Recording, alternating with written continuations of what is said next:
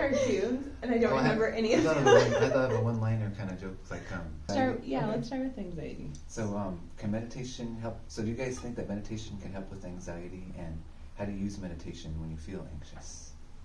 So, for me, when I started my meditation practice, I thought point of Buddhism, not the point of Buddhism, but the point of meditation was to relieve stress, calm you down. But what I've learned is it goes way beyond that. I'm sitting in my car, I'm stuck in traffic. What do I do now? Breathe. I'm in the line at the grocery store, starting to get anxious. What do?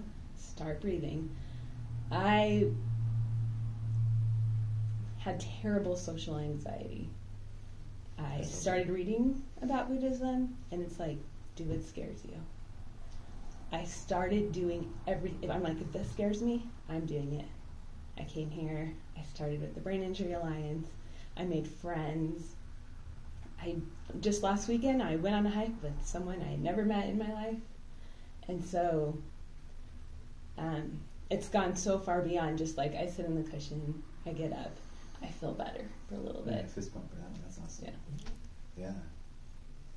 Same for me. Oh my gosh, anxiety, fear, and panic attacks. That's why I started into Dharma in the first place. Was because of that. It was like overwhelming. And social anxiety, still have that. Still have anxiety. Panic attacks not as good, but it's kind of like the whole kind of impetus for me coming into Dharma is fear. Like, what do we do with fear?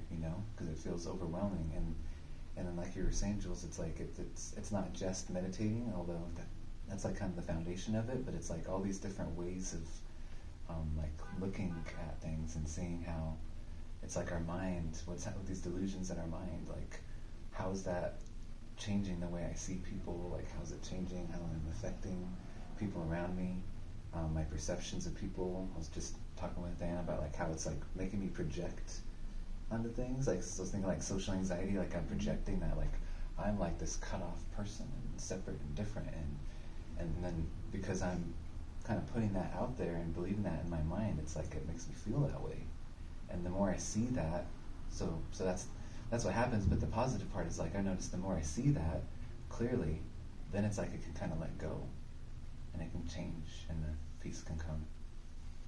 Yeah, I totally agree with the letting it go part, because my anxiety is really placated by my ability now to recognize that anxiety, and I only recognize it because of the meditation, and then I can acknowledge that feeling is just so fleeting and it's going to move on, and I can actually make it move along a little bit faster just by being more present with myself instead of with that emotion. To piggyback off what you said, after my brain injury, I lost all my friends because you change, and I thought, I will never have a friend again, ever. And then I come here, once again, I go to the Brain Injury Alliance, the Brain Injury Alliance, and I learned that's a delusion. Like, I'm just projecting that no one would want to be my friend, that I have no good qualities. That's how I'm seeing myself. Maybe that's not how Diana sees me when she meets me. That's not how Jordan sees me when he meets me. And then all of a sudden, now I have this huge friend group. And I have so many people that I help mentor. And all I get is, I get these wonderful responses, like, you're an amazing person. You've helped me. You've helped save my life, like within the brain injury community. And that was all coming here and learning that I was just projecting that onto myself.